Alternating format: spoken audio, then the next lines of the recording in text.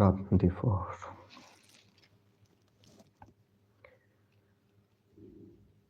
অনেকগুলো চিন্তা, অনেকগুলো ভাবনা, অনেকগুলো কথা মনের মধ্যে তীব্রভাবে নাড়া দিচ্ছিল। যার ফলে YouTube লাইভে আসলাম। জানি এই মুহূর্তে কথাগুলো বলা খুব ভালো কিছু হবে না। তবে না বললে বিবেকের কাছে একটা দায়বদ্ধতা থাকবে। আমার কথাগুলো কেউ কঠিনভাবে নেবেন না। আমাকে বলতে হচ্ছে, আমার বিবেক বারবার সায় দিচ্ছে, যার কারণেই কথাগুলো বলতে হচ্ছে। বলার জন্যই লাইভে আসছি।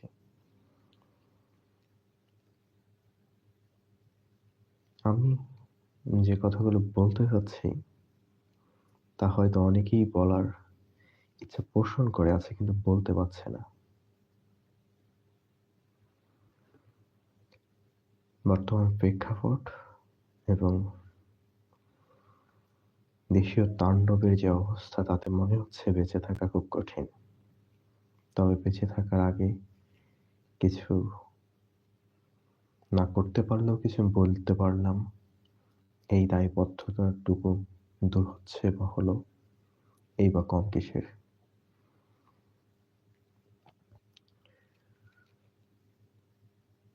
বেশ কিছুদিন আগে বলেছিলাম যে আমি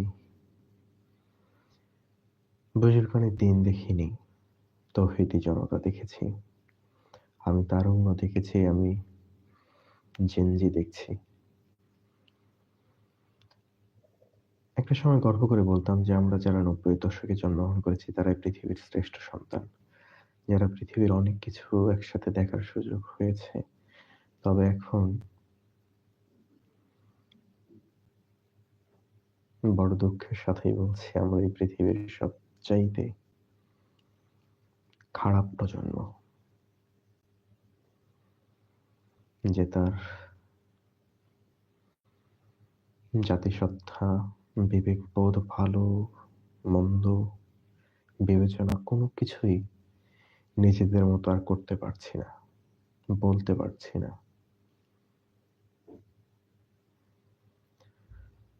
যে কথাগুলো বলছি বিবেকের তাড়নায় বলছি।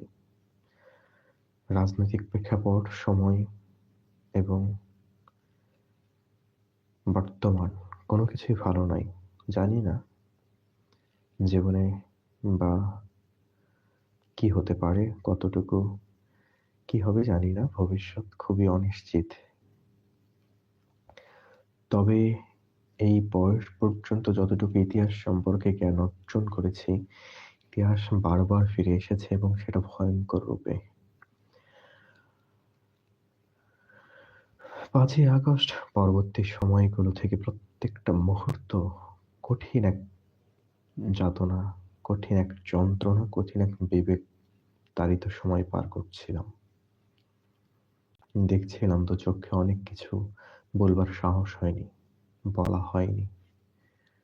তবে আজ যেটা বলে যাচ্ছি বা বলে রাখছি, এটা যদি আমি কখনো না থাকি বা আমার অবস্থান থেকে অন্য কেউ হয়তো এই কথাগুলো তখন বলার চেষ্টা করবে। আমি কিছুটা বলে গেলাম, শুরু করতে পারলাম, অথবা আমার শুরুটা আরো অনেকেই আগে করেছে, হয়তো আমি আমার জায়গা থেকে সেটা পরিষ্কার করলাম। এই দেশ স্বাধীন, সার্বভৌম। এখানে সকলের নৈতিকতা, সকলের জীবন ধারণের অবস্থা এবং স্বাভাবিক কথা বলার অধিকার আছে। একটা কথা যদি কারো বিপক্ষে যায়, সেজন্য প্রাণ দিতে হবে, এইটার কোনো যৌক্তিকতা, এইটার কোনো আইন বা এইটার কোনো নির্দিষ্ট সীমারেখা নেই। যাই হোক, কথাগুলো বলছিলাম, আজকে রাত ৯টার পর এই দেশের একটা কালো রাত আবার দেখা দিয়েছে। আমরা ২৫শে মার্চ ভয়াল রাত্রির ঘটনার কথা শুনেছি। এমন একটা ঘুটঘুটে অন্ধকার যখন এদেশে অতর্কিতভাবে পাক বাহিনী দেশের নিরস্ত্র মানুষের উপর হামলা করেছিল, আজ ঠিকই সেই অবস্থান থেকে সেই রকম একটা পরিস্থিতির মধ্য দিয়ে এ রাতটি কাটছে। জনশূন্য একটা ধানমন্ডি বাড়ি, ধানমন্ডির ৩২ নং রোডে অবস্থিত। রাত ঘনীভূত। আমাদের তরুণ প্রজন্ম সেইটাতে মনে হয় প্রচন্ড ভয় পাচ্ছিল। এই ৩২ নম্বরের বাড়িটা কোনোভাবেই টিকিয়ে রাখা যাবে না। কিন্তু এই ৩২ নম্বর বাড়িটা খুবই ভয়ানক। এর প্রত্যেকটা ইট, প্রত্যেকটা বালু, কণা, ধুলি মানুষের ইতিহাসের সাথে সম্পৃক্ত। আজ যারা ক্ষমতায় আছেন, আজ যারা অনেক কিছু করছেন, আমি জানি না এর ফলশ্রুতি বা এর শেষ অবস্থান কোথায় গিয়ে দাঁড়াবে। আমার ভয় ৩২ নম্বর নিয়ে নয়, আমার ভয় দেশের অবস্থা নিয়ে। ১৯৪৭-এর পর, দেশভাগের পরে এদেশে একমাত্র বলিষ্ঠ কণ্ঠস্বর হিসেবে এই বাঙালি জাতিসত্তার যিনি একজন মহান নেতা, যার আদর্শে অনেক বিদেশি, অনেক বড় বড় রাজনৈতিক নেতা নিজেকে প্রতিষ্ঠা করার চেষ্টা করেছেন, সেই বঙ্গবন্ধুর বাড়ি সেটা নিশ্চিহ্ন করে দেওয়ার চেষ্টা করা হচ্ছে।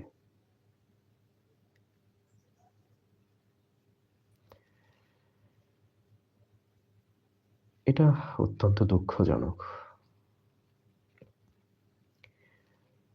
ভাই, আপনি যদি আপনার ইতিহাস ভুলে যান, আপনার জন্ম বৃত্তান্ত ভুলে যান, আপনার পরিচয়টা কোথায় দাঁড়াবে বা আমার পরিচয়টা কোথায় দাঁড়াবে এটা জানি না। আমরা নির্ধারণ করছি কিনা বা আমরা নির্ণয় করার চেষ্টা করছি কিনা। এদেশে এখন যারা জেনজি হিসেবে পরিচিত, যারা ক্ষমতার দাপট এবং ক্ষমতায়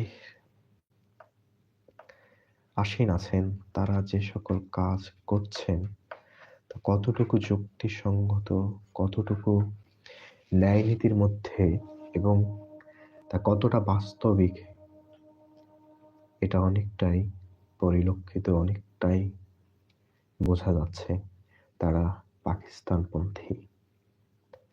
রাজাকার বা রাজাকারের বংশধর যদি কথাটা উচ্চারণ করি তাহলে অনেকেই মনক্ষুণ্ণ হবে।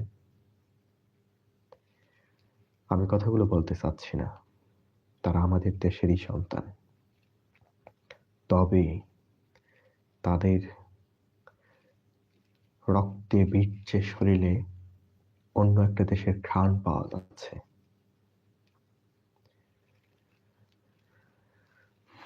কথাগুলো কঠিন মনে হচ্ছে, তবে বলতে হচ্ছে, উপায় নাই।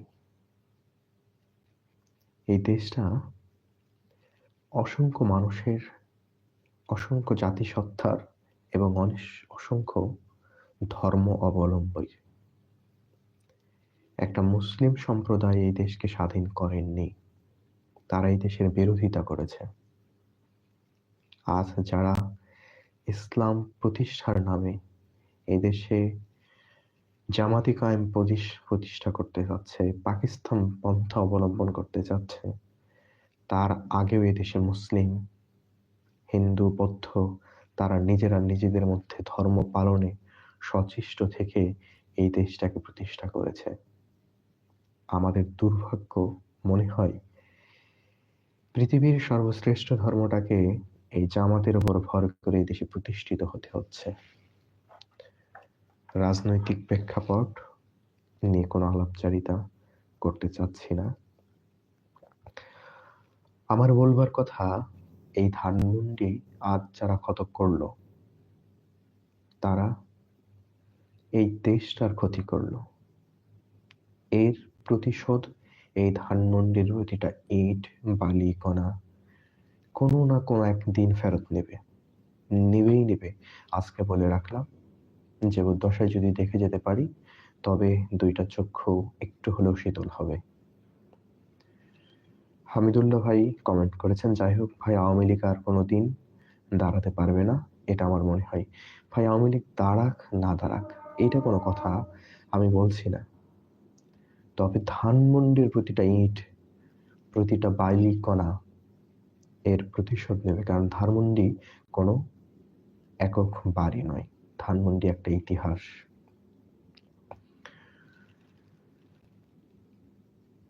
ক্ষমতা পথ বড় পিচ্ছিল। শেখ হাসিনা দীর্ঘদিন এদেশে আওয়ামী লীগ সভাপতি হিসেবে রাজনীতি করে তিনি প্রেক্ষাপটটাকে অনেক জটিল এবং কঠিন করেছে। তবে এখন যারা সেই দেশটাতেই, সেই দেশের রক্ত মাংসে বড় হয়ে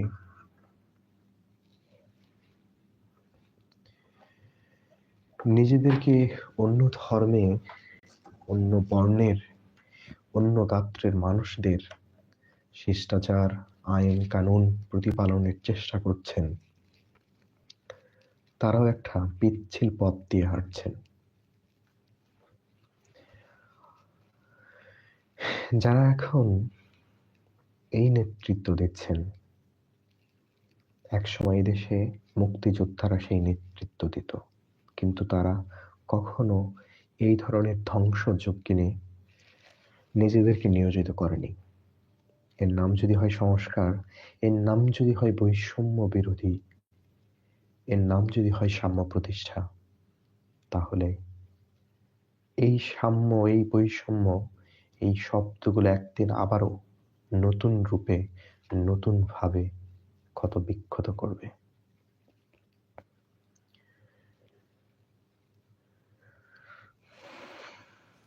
কথাগুলো অনেকেই ভালোভাবে নেবেন না, আমি জানি। যারা এখানে যুক্ত হচ্ছেন অনেকেই বের হয়ে যাচ্ছেন, কারণ কথাগুলো ভালো লাগছে না। আপনারা আমার কথাগুলো কেউ কঠিন ভাবে নেবেন না। পাখি গান গায় মনের আনন্দে, তার গান কারো ভালো লাগতেও পারে, কারো খারাপও লাগতে পারে, তবে সেই গান গাওয়াতেই আনন্দ। আমি যে কথাগুলো বলছি, এই কথা বলাতেই আমার আনন্দ।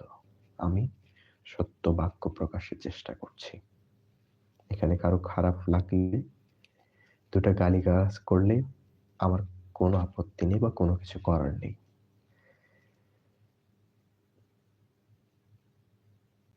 আপনারা যারা ক্ষমতায় আসীন হওয়ার চেষ্টা করছেন, ক্ষমতা আপনাদেরকে কতদিন ধরে রাখতে পারে? 17 বছরে শেখ হাসিনার পতন হয়েছে, 30 বছরে গাদ্দাফির পরাজয় বরণ হয়েছিল। আমরা 90 দশকে একটা শব্দ শুনেছিলাম, বাঘের বাচ্চা, বাপের বেটা সাদ্দাম।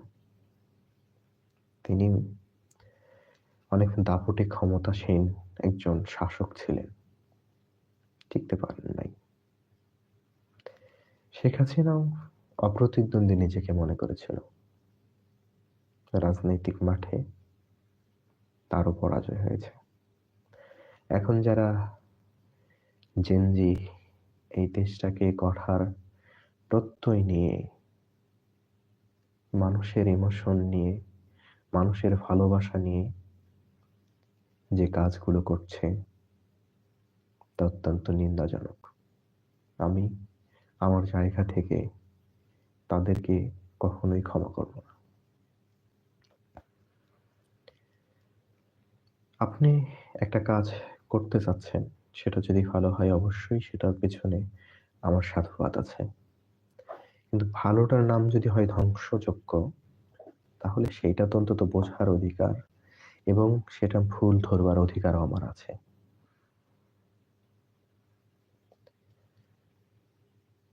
আজ ৩২ ভাঙলেন, কাল কি ভাঙবেন? একটা প্রবল স্রোতে যখন বন্যায় প্লাবিত হয়ে যায়, তখন অনেক বাঁধ ভেঙে চলে যায়। আপনি হাজার প্রচেষ্টা দিয়েও তখন আর সেই পানির স্রোত, সেই গতি রোধ করতে পারেন না। আজ আপনারা যে বাধা সৃষ্টি করছেন একের পর এক, যে বাঁধ তৈরি করার চেষ্টা করছেন, যদি কখনো আপনাদের এইসব বাঁধ উতরে যায়, তখন কি হবে? কার অবস্থান কোথায় গিয়ে দাঁড়াবে বলা মুশকিল। তবে এতটুকু বলতে পারি, আমার এক নিকটস্থ পরিচিত একজন পুলিশ ছিল, তাকে আমি জিজ্ঞাসা করছিলাম যে আপনারা তো ক্ষমতা বদলের একটা জায়গায় ছিলেন, এখন কি অবস্থা? তিনি বলেছিল যে এতদিন কোনো দল রাজনৈতিক প্রেক্ষাপটে মারামারি হতো, আমরা সেখানে সামনে থাকতাম, তবে এর পরবর্তীতে যখন কোনো সংঘাত হবে আমরা দাঁড়িয়ে দেখব। এখন এদের লাশ সংগ্রহের জন্য কেউ আসছে, কিন্তু এরপরে কোনো সংঘাতে কোনো মানুষের লাশ কুড়ানোর মতো কেউ থাকবে না। এমন দিনটাও যদি দেখতে হয় কখনো, তখন তখন কি করবেন? তখন কি হবে?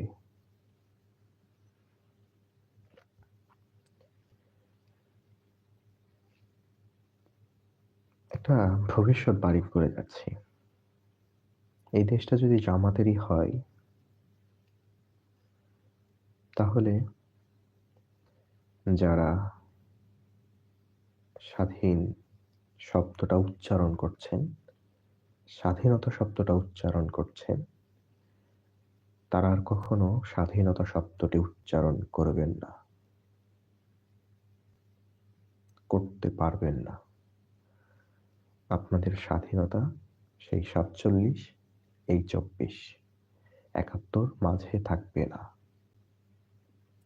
আর যা দেখার তা এখনই দেখে নিতে পারেন,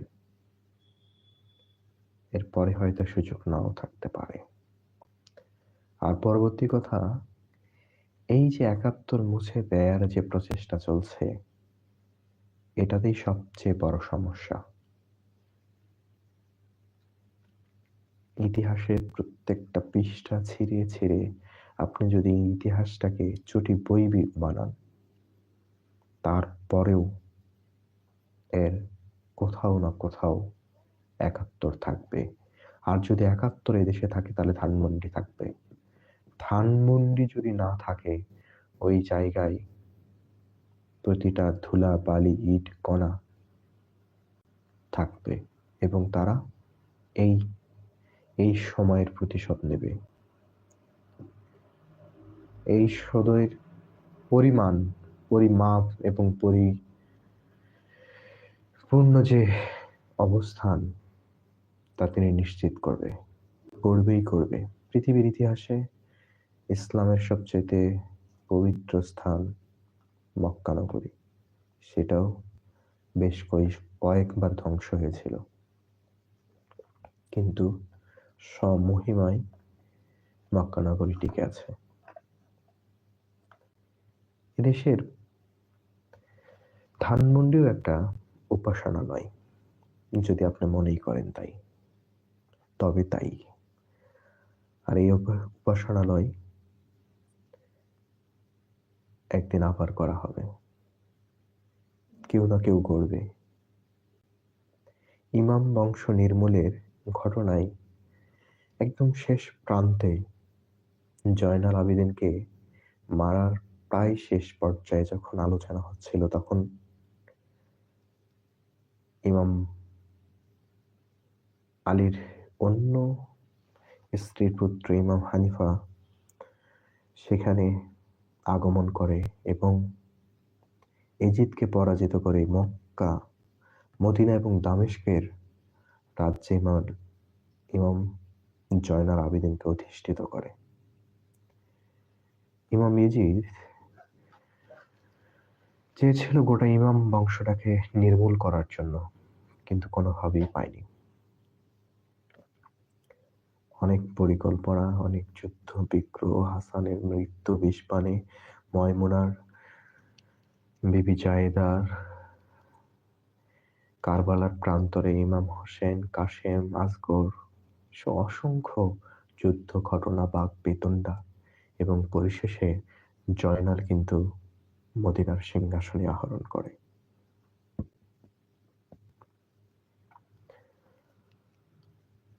খারাপ লাগছে এই জন্য যে ইতিহাস এইভাবে ক্ষত না করলেও পারত। ইতিহাস সবসময় চকচকে হতে পছন্দ করে, ক্ষত হতেও পছন্দ করে। আজ যে ক্ষতটা করলেন সেটা আরো চকচকে এবং মহিমান্বিত হলো। তবে এইভাবে ক্ষত না করলেও পারতেন, তাহলে যে অবস্থাতেই ছিল সেভাবেই থাকতো। নতুন করে আরো কিছু পৃষ্ঠা, আরো কিছু পরিমার্জন সংযোজন হতো না।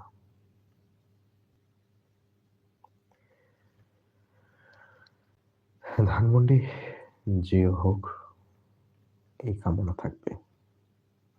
আর এই সমন্বয় খেলার সর্বশেষ পরিস্থিতি দেখার জন্য কিছুদিন বেঁচে থাকতে চাই। দেখতে চাই শেষ খেলার শেষ রেফারির শেষ লম্বা বাঁশিটায় কবে বাজে।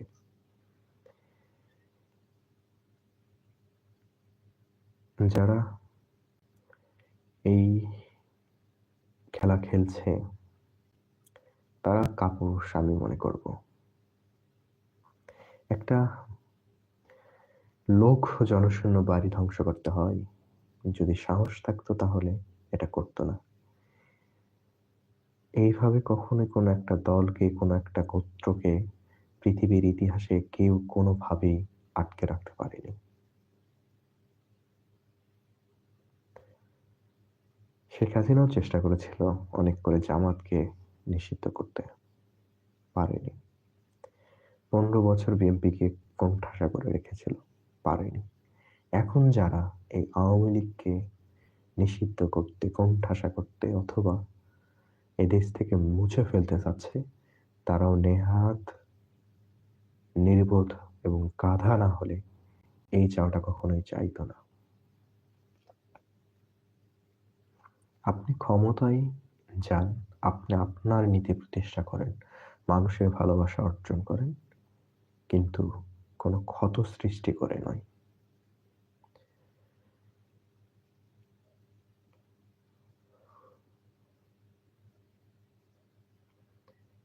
আজ যে ক্ষতি হলো বা যে ক্ষতি সাধন হলো পৃথিবীর ইতিহাসে, এই ধরনের ক্ষতি খুব কম আছে, যার ফলে এই ইতিহাসটা পৃথিবীর ইতিহাসে নতুন করে লেখা হবে। আপনারা যখন এর আগে 15ই আগস্টে ধানমন্ডি, 5ই আগস্টে ধানমন্ডি বাড়িটা পোড়ালেন, 15 আগস্ট,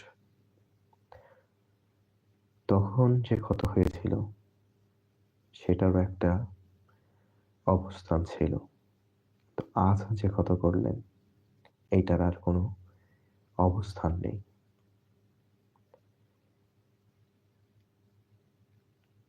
একটা বাড়ি এত ভয় কেন আপনাদের?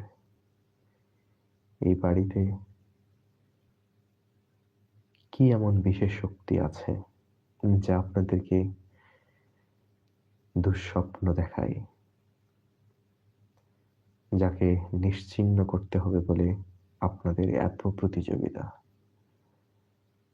এত মানুষের অন্তরে এত ভীতি? তাহলে আপনারাও স্বচ্ছ নন হয়তো, যার ফলে আপনাদের মনে বারবার মনে হচ্ছে যে এই বাড়িটা আবার কোনো একটা কিছু করতে পারে।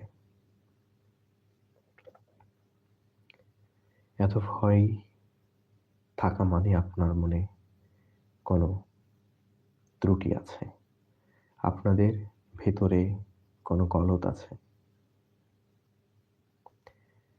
ধানমন্ডি মুছে যাক অথবা থাকুক, এটা নিয়ে আর নতুন কোনো কথা, অনেক কিছু বলার কিছু নাই।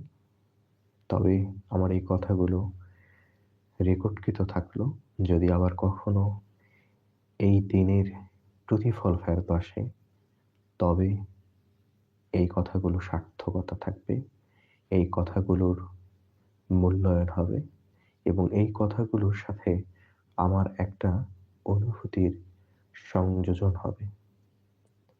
বেঁচে থাকবো ততদিন পর্যন্ত, যতদিন এই দেশে এই শকুনদের নির্মূল না হোক।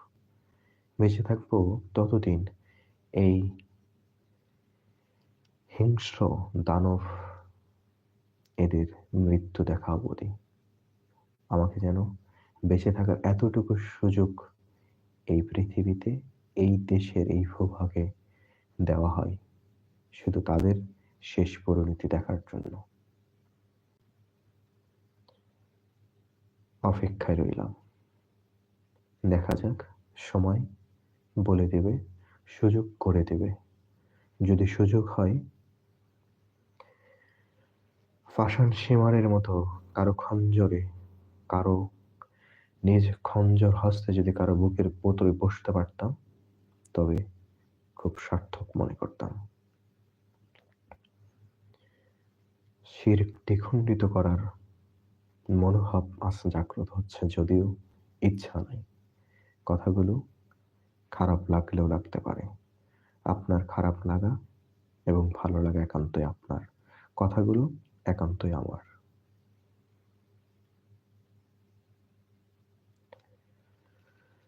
তো ঠিক আছে, সে পর্যন্ত ভালো থাকবেন, পৃথিবী ভালো থাকুক, এই দেশ ভালো থাকুক, ভালো মানুষের জন্ম হোক।